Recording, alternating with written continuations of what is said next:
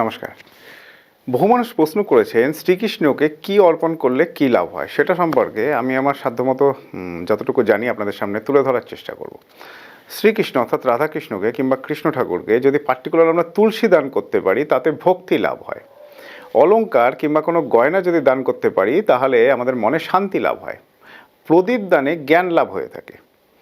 সমর্পণের দিব্যমোহ লাভ হয়ে থাকে। সুগন্ধ কিংবা পুষ্প যদি দান করা যায় তাহলে সুখ লাভ হয়ে থাকে। লর্ড কৃষ্ণকে যদি গঙ্গা জল দান করা হয় তাহলে মনে পবিত্রতা লাভ হয়। বস্ত্রদানে সম্মান লাভ হয়। আর একই সাথে ভোগ বিলাস যে কোনো জিনিস অর্থাৎ আরামপ্রিয় এবং সৌন্দর্য যে কোনো জিনিস দান করলে সৌভাগ্য লাভ হয়ে থাকে। মুকুট দানে ঐশ্বর্য লাভ হয়ে থাকে। প্রদীপ দানে জ্ঞান লাভ হয়ে থাকে এবং পাখা কিংবা বাঁশি যদি দান করা হয় শ্রীকৃষ্ণকে তাহলে গৃহে শুভ শক্তির আগমন হয়ে থাকে। এই পার্টিকুলার জিনিসগুলি লর্ড কৃষ্ণকে দান করুন এবং এর ফল নিজে চোখে দেখতে পাবেন। নমস্কার।